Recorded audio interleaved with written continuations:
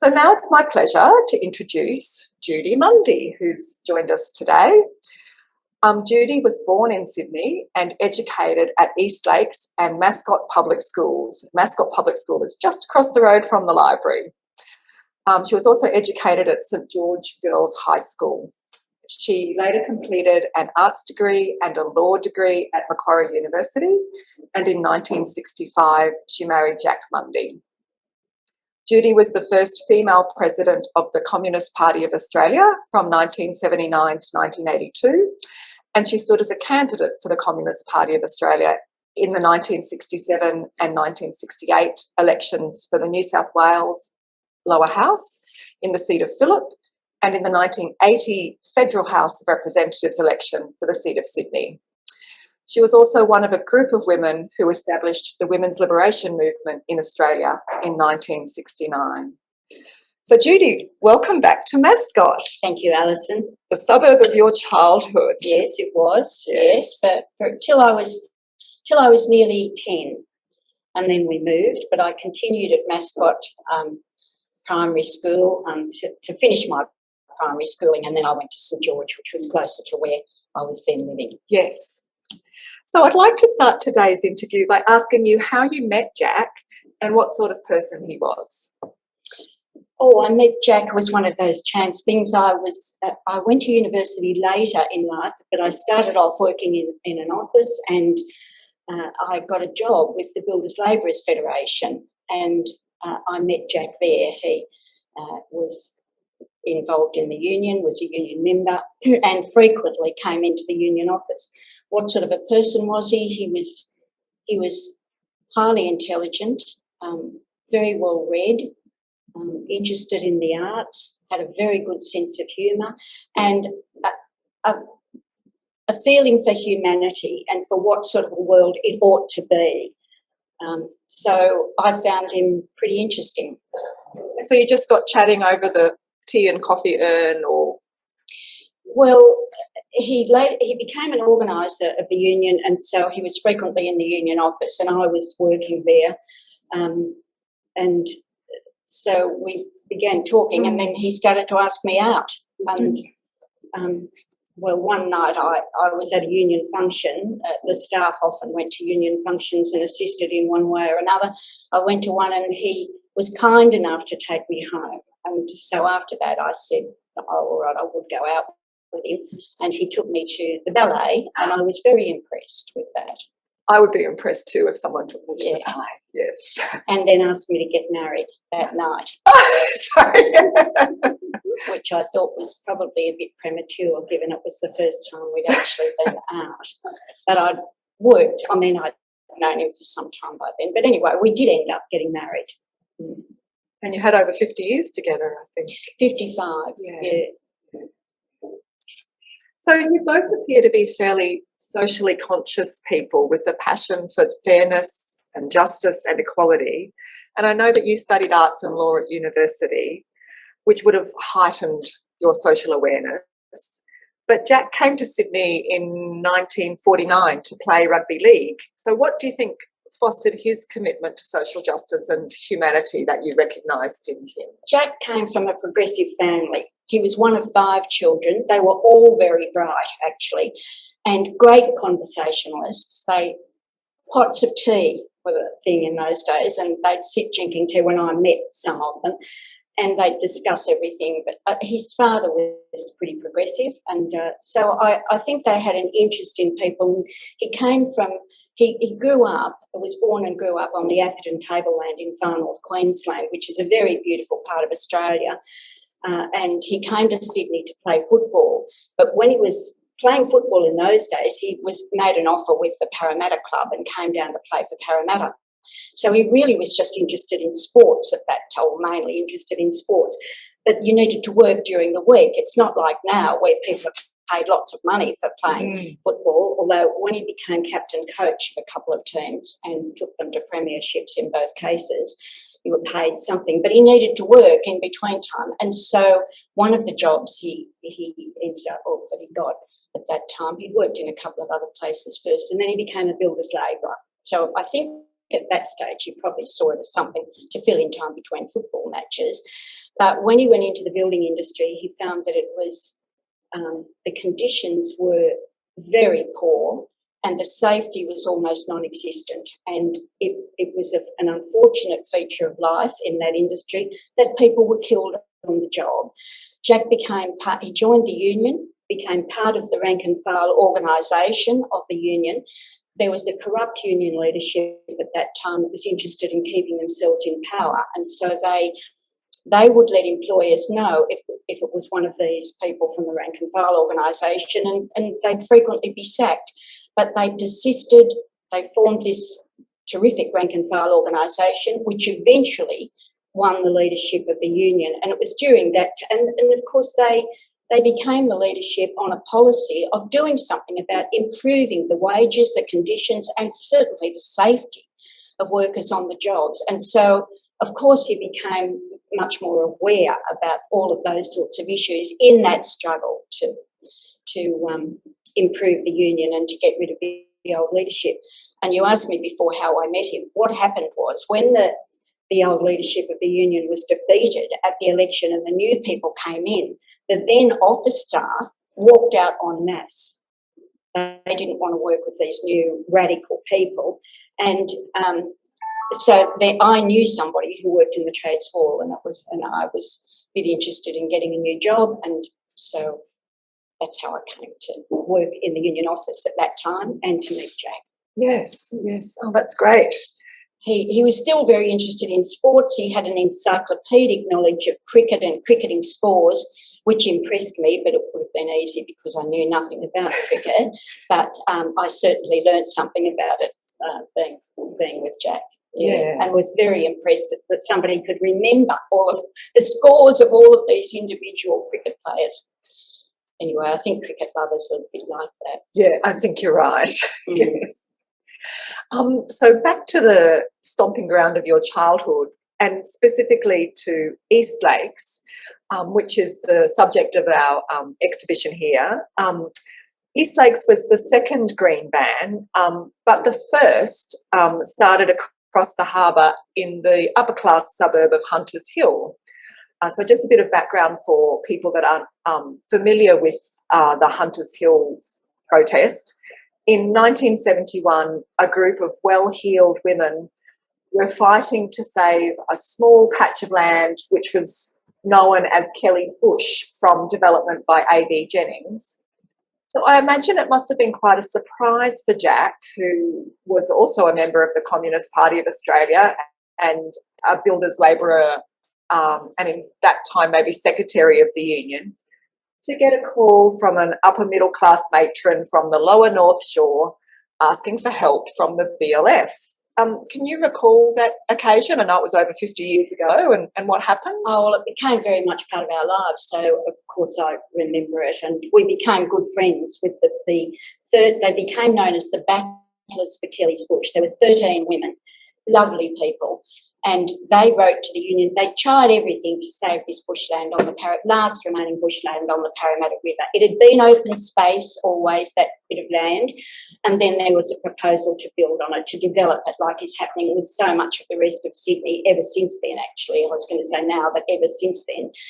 And so they wanted to save that bushland. They tried all of the conventional means without success. So they then wrote to the union movement and the builders labourers as well. And one of the union people, Bob Pringle, went out to find out what it was all about, came back and reported. Jack was secretary of the union, who reported to the executive. There was some debate over whether they ought to help them, but the women came in and talked to them and said what they tried to do. And there was some debate over whether or not the union ought to take action, given that it was in a part of Sydney where no builders labourers lived. But Jack's view, and it became the view of the union, was that we ought to be doing something about extending parklands and open spaces for people in Sydney, and that people who lived in an area ought to have the right to have some say over what happened in their area without other people dictating and taking up every bit of available space. And so the union made a decision that it would support the women And at that time, of course, it was called a black ban. And so they put a black ban on any building work going on. They had a fair bit of power because the proposed developer, had other building sites in Sydney, and the union said, well, don't touch this land, otherwise building work will stop on your other projects. And the developer decided not to go ahead. So the women won the battle, and that was 50 years ago, and that land still remains open bushland on the Parramatta River for future generations. And then, because it was notorious, here were a bunch of builders' labourers deciding that this development wasn't going ahead. The union was inundated in the end with requests from people. But the second one, I'm pleased to say, was at Eastlakes. There was a block of land surrounded by that time by buildings. The developer had said that this section of land would remain open space, open reserve for the people. Next thing, building materials were moved onto that land. People got together, they went to the Builders Labourers Union and said, well, you helped those people, what about helping us to preserve this land? That land was eventually saved. It took quite some time, but it was saved because they put a black ban on it. And it became known as Eastlakes Reserve. And I'm really pleased to say that a bit of history has been recognised with the change of name from Eastlakes Reserve to Jack Mundey Reserve. And so that was how that happened. The name was then changed to Green Ban. That was a bit of a stroke of genius, I think, because black bans were always something that were used by industrial workers to try to improve their wages or working conditions or for safety issues or things that would benefit themselves. And this was something that not only did it not benefit them at all, because none of them lived at Hunters Hill when the first one was on, but it was important, they felt, to do something about it, and so they did. But it was to save the environment, and so they felt that a green ban much more described what the union was doing. Absolutely, it's a really fitting terminology for it. And I just want to come back to, I guess, why the BLF decided that it was important to support these protests from local people, because in the past, workers have gone on strike as a way of agitating for better wages and working conditions. And in a sense, by opposing these building projects, which were to be on what was promised as parkland, they were ostensibly opposing jobs that they could be employed on. Yes. So what do you think motivated the members of the BLF to withdraw their labour and to provide support to these green bans? Look, a couple of things. I'll come back to the support for the leadership of the union's membership, but in the meantime, Alison, you've reminded me about Jack's comments. I mean, Jack had spoken, by that time he was a very well-known union leader, and one of the things you've kindly reminded me by printing this out, but yeah, I'll just say what it was. And this was the sort of thing that Jack had been saying, which prompted the women from Kelly's Bush to go to the union and say, well, you've said these things, what about putting your money where your mouth is, virtually? And this is one of the things that Jack was reported in the Sydney Morning Herald as saying, yes, we want to build, however, we prefer to build urgently required hospitals, schools, other public utilities, high-quality flats, units and houses, provided they're designed with adequate concern for the environment, than to build ugly, unimaginative, architecturally bankrupt blocks of concrete and glass offices. Though we want all our members employed, we'll not just become robots directed by developer builders who value the dollar at the expense of the environment. More and more, we're going to determine which buildings we will build.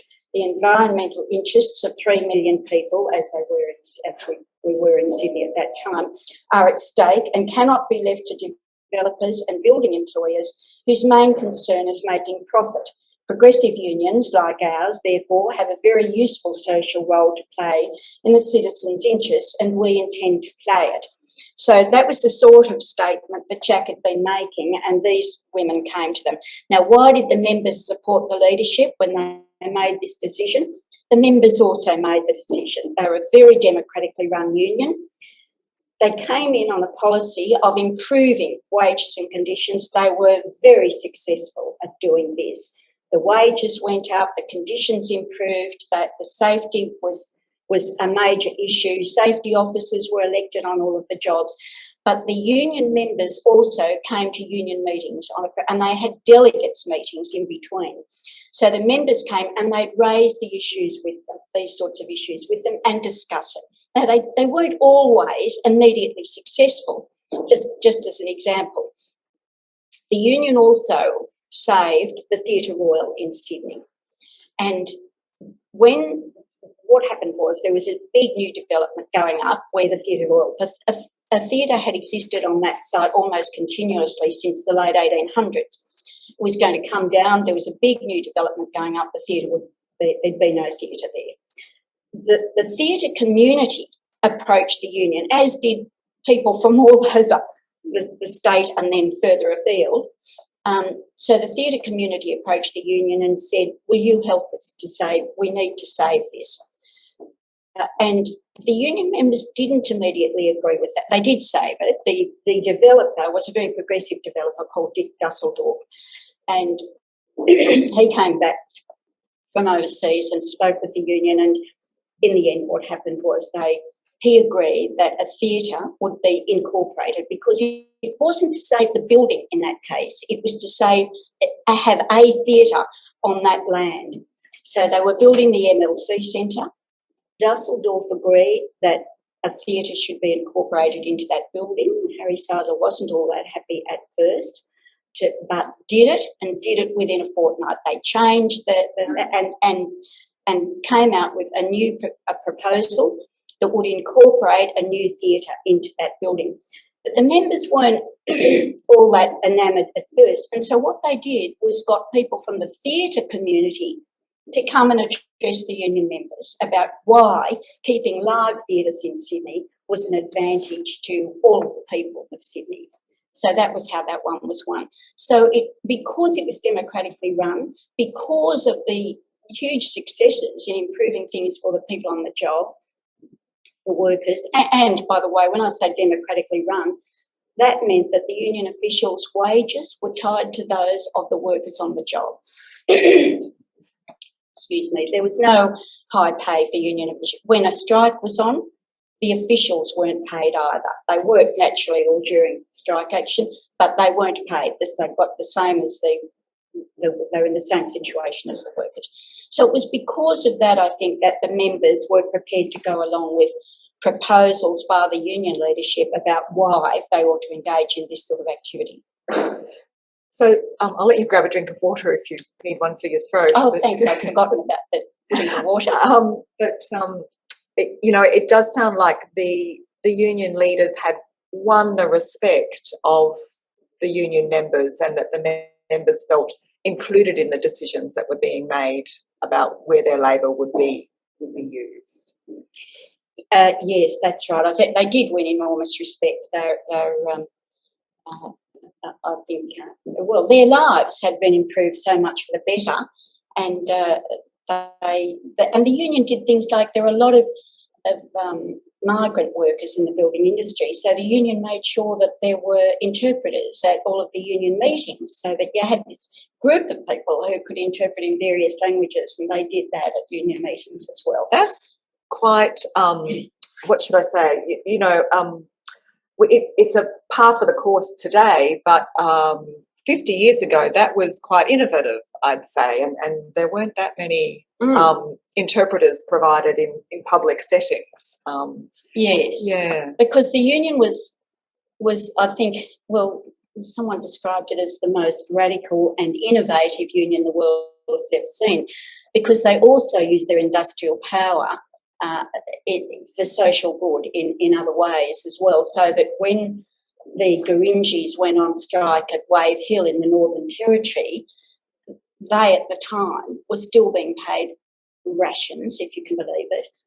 They were being paid rations for the work that they did. So they went on strike, and the union brought a couple of people, 2 people from the Gurindjis down to Sydney and took them all around the jobs to discuss, to let workers know what was happening in the Northern Territory and about the way that they were still being paid in rations.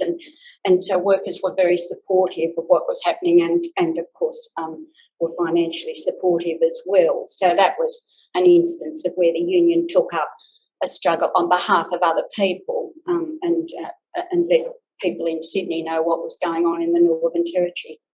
And that's an aspect of the history of the BLF, or the New South Wales BLF, that has sprung out of the Green Bands, that they went on to support other causes like the Vietnam War protests and the protests against the Springbok South African tour, and then women's liberation causes, lesbian and gay rights. So really thinking outside of their own backyard of Sydney. Their own remit, that's exactly right. On gay rights, that came about because I'll just go back a little bit, just an interesting little story you might be interested in. When the Theatre Royal issue was won, and the first night of the theatre, and so there was some concern that the usual theatre crowd mightn't be very happy with Communist Jack going to the first night. And so John Tasker, who was a director or producer and obviously a fine person, asked Jack if he would go with him on the first night to the theatre as his partner to go. And so it's interesting, the theatre was saved, but they were worried that some of the theatre, the first night crowd, mightn't be very happy with somebody like the person who saved the theatre being invited. But anyway, back to gay rights, long before the rest of Australia caught up. There was a student at Macquarie University who lived in student housing. He was expelled from that housing because he was gay. And so the gay movement, which had started to gain a bit of strength, came to the union and asked whether they would help, whether the union would help them. The union had a fair bit of power because there was a fair bit of building work going on at Macquarie University at the time. And so they, again, the usual, had a meeting, discussed why this was important, why people shouldn't be kicked out of university housing because they happen to have a certain sexuality. And so the union agreed to do something about it, and they put a ban on any further building going on at the university until that student was restored to university housing. The university caved in, the student was restored, and the building work went ahead. But yes, that was an example of the union using its industrial muscle to do something about a social ill. Mm-hmm.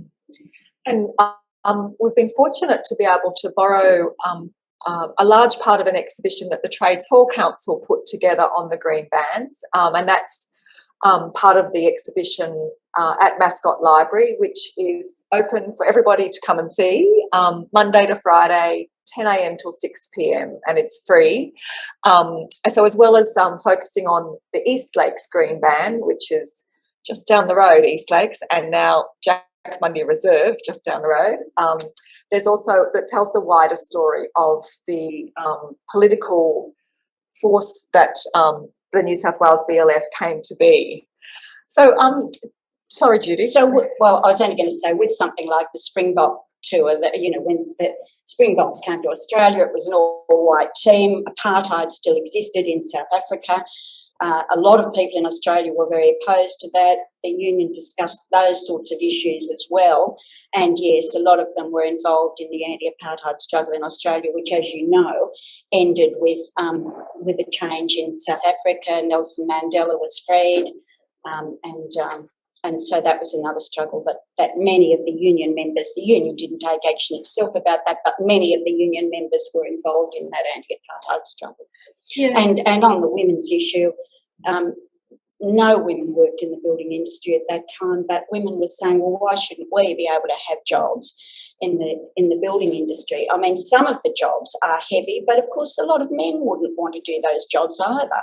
And there are a lot of jobs, probably some of the more skilled ones, that could have been done by women. And so the union assisted women to work in that case, not walk out, but work in. And union members supported it. I'm not sure that all union members were totally in agreement at, but anyway, they discussed it and said, well, yes, all right, if they can do the job, they ought to be able to do it. And I remember one woman who got those jobs, Jan Reid, she said she'd never earned that much money in her life because, of course, women worked in highly skilled jobs, but were paid less often because they were women. And but they insisted one rate for the job, the union, and so the women were paid high rates. And so, of course, they were being paid more than they'd been getting in probably quite skilled jobs in other areas. Another innovation. Equal pay. Well, one rate for the job. Yeah. Yes. Yeah. So you mentioned before that after Kelly's Bush, the union was inundated with requests for support for other local groups that wanted to save either parkland or heritage-listed buildings. And I'm just imagining that the early 1970s, when the New South Wales BLF was supporting over 40 green bans at one point across Greater Sydney and up and north to Newcastle, and you had your own career, and Jack was being pulled in all sorts of directions. It just strikes me as being quite a turbulent, very busy time. Can you remember back then? What was it like? It was pretty exciting. Yes, you were changing the world. There were so many green bans, that's right. And some of them were, like the Pitt Street Congregational Church, as it then was, which still exists because of a green ban by the builders' labourers. But the church community came to the union and asked them, in the way that I explained before about the theatre community, the church community asked the union to save that building, which it was. And there were others like Centennial Park, where it was proposed to build a sports stadium on Centennial Park, and in the hope of getting a forthcoming Olympic Games. And so Centennial Park was saved from being intruded upon with all sorts of buildings and swimming pools and so on. I think they took up Jack's suggestion and built at Homebush Bay in the end. Yes, he did say that was a place where that ought to be looked at. Yes, that's right. And so there were many. I mean, some of the bans were to save, like expressways going through suburbs, through whole suburbs. So a ban was put on an expressways like Woolloomooloo, Glebe, and so on. And so some of them were very big areas. And, of course, there was the Rocks, which is probably the best-known one, but it was the oldest part of European Australia. And there was a proposal to build high-rise all over the Rocks. Well, it certainly would be a tourist draw card if that had been the case. That was really more about the rights of the local residents at the time, because many of the people who lived in that area had been there since the beginning of White Australia, and generations of them had lived there, and they were going to be turfed out of their homes. And so they asked the union for assistance, but really it was to preserve the rights of people to live in that area. That was, but then, of course, it became about the history of the area, the fact that here you had heritage that was all going to be destroyed. And so, again, the union stepped in and in fact, that was how come the Sirius building was built, because the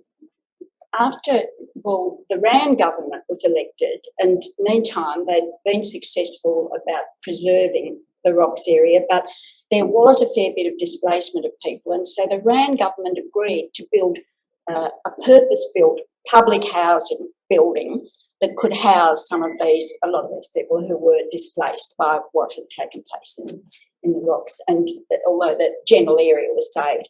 So the Sirius building was built, and that was a purpose-built public housing building of over 70 units that ranged in size from 4-bedroom to single bedroom, 1 bedroom, and some smaller units.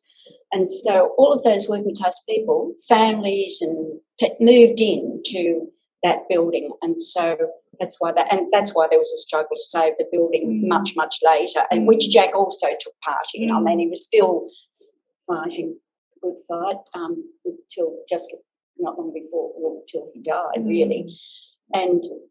And so that building was saved, but unfortunately the government sold it off. It's almost as though that building has harbour views, looks out over the Opera House in Sydney Harbour, and it was almost as though it was too good for working class people, and so they've now sold that off, and they talk about public housing, but clearly not public housing in a salubrious area that looks out over Sydney Harbour, and so the building's been taken back from, it is no longer public housing, but the building itself has been saved and stands as a monument, really, to that union's activities. Absolutely, yes, yes. So we're nearly... It was, you asked about the effect on it. Of course, Alison, there were a lot of threats at that time, and some of them were very scary. It was not all, not all happy, because there were quite a lot of threats against the family, and sometimes that was quite nerve-wracking. I must say it didn't worry Jack too much, but, when Michael and I were home by ourselves and you got phone calls late at night and so on, it could be quite threatening, and at times the police would contact us and say, oh, there's been, a bomb threat, we need to come and have a look at the place, and things like that happened. In fact, one night we were at a restaurant and a phone call came to the restaurant to say that the people knew we were there, and that sort of thing happened. But look, it was very exciting. A great number of things were achieved, and nobody did come and do anything. I think it was probably one of the advantages, Jack used to say at least, of being very well known. It would have been difficult for them to do anything, the developers to do anything, and it's a pity that there isn't that sort of union strength at the present time, because some of the disgraceful developments that have taken place in Sydney, like Mascot Towers, where I can't believe it's so bad that developers have gotten away with building a building like that. People have paid good money to buy somewhere for themselves to live, and it's unlivable. And that's what happens when regulations are lifted to the point that it's open slather. Developers can get away with it. Well, at that time, it wasn't as easy for them. Yes. And we are nearly at time, and I wanted to allow a bit of time at the end for your questions from the audience. But just one final question to wrap up, Judy. So we're in 2022 now, and looking back on the green bans from 50 years ago, it was an amazing, remarkably successful social movement that in one sense seemed to rise out of nowhere, but really was a response to the rapid urban development and the greed of developers and a Liberal government that at that time allowed that to happen. But 50 years on, we've got high-rise residential towers like Mascot Towers shooting up around Sydney, around Eastlakes as well today. And I kind of go, where are the green bans of the 2020s?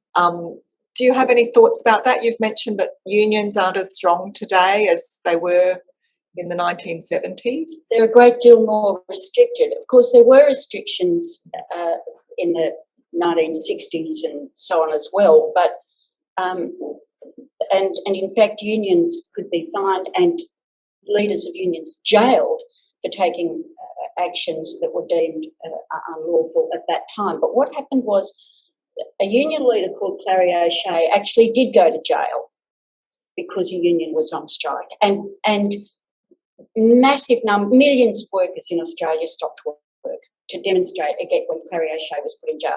So workers stopped work, and that changed the laws. So for a long time, so the builders' labourers were able to do what they did, but laws have been reintroduced that prevent unions from doing very much, and it really, people would be a great deal better off if the union movement was as strong as it was then, or certainly stronger than it is now. A lot of unions are fighting for people's rights and more strength to them.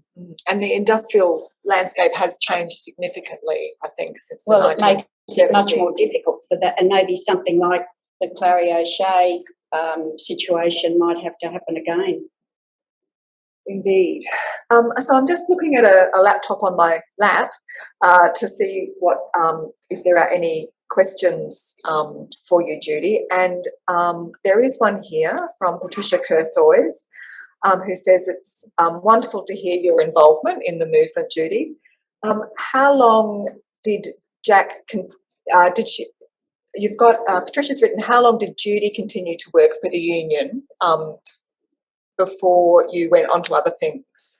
Oh, well, Jack wanted to get married, and so, well, we did get married, but I left as soon as, when we were going to get married, I left. I thought, you can't be working with other staff and have that sort of relationship with the person who was an organiser at that time and became secretary after that. So I left and went to work elsewhere, and then later on I went to university and studied and became a lawyer, a solicitor for a few years, and then I went to the bar and worked as a barrister from then on. So, but of course, you're together, you know what's going on. Same as I used to talk to him about some of the things I was involved in, and he would, well, I could hardly miss out, could I, on what was going on with him, because there was a great deal of media coverage. I mean, the Premier of the state at the time would say things like, who do they think they are? They're mere builders' labourers. They think they're town planners. And so there was a great deal of media coverage at that time. So, no, of course I was involved, but I left as soon as we got married. Yes, okay.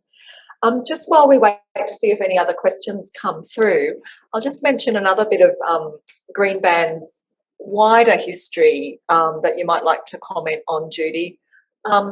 But I was reading that it was when, I think her name was Petra Kelly from Germany, came out to Australia in 1973, I think it was, and she saw what was happening with the green bands. She kind of took that idea of a social movement protecting green spaces back with her to Germany and established the first Greens party. And so the Greens as a political movement that we know of today had its roots in the green bands in Sydney as well. Is that? That's true, Alison. Yes, she did. She came. Well, the green bands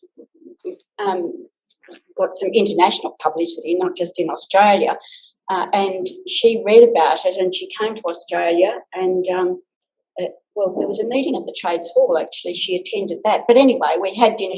She came out here more than once. And she then struck upon the name, the Greens, rising out of the green bands. And so when she went back to Germany, she proposed this name, and that's where the name comes from. And so we met. We were lucky enough to meet Petra Kelly each time she came to Australia.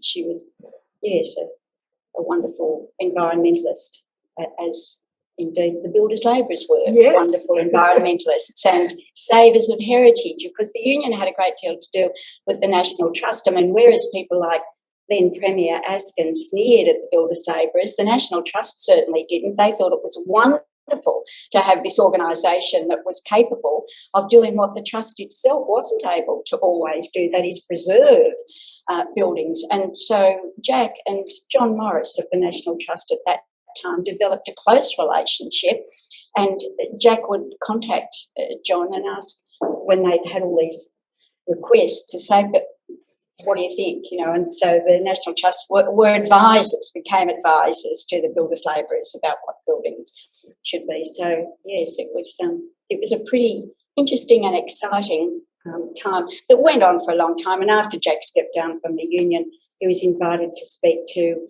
conferences in many countries in the world, and of course the green bands went further than Sydney, not just Newcastle, but Western Australia and Tasmania and Victoria, of course, and so on. So, and even to London, I think, as well. There was an old post office in London that they were. That was in Birmingham, actually. And what happened was, we were in England. I was in England with Jack at that time. He was lecturing at the London School of Environmental Studies, and there was an Australian in London, and he got in touch and said, look, Spike Milligan would like to meet you. There's this building in Birmingham that he reckons ought to be saved.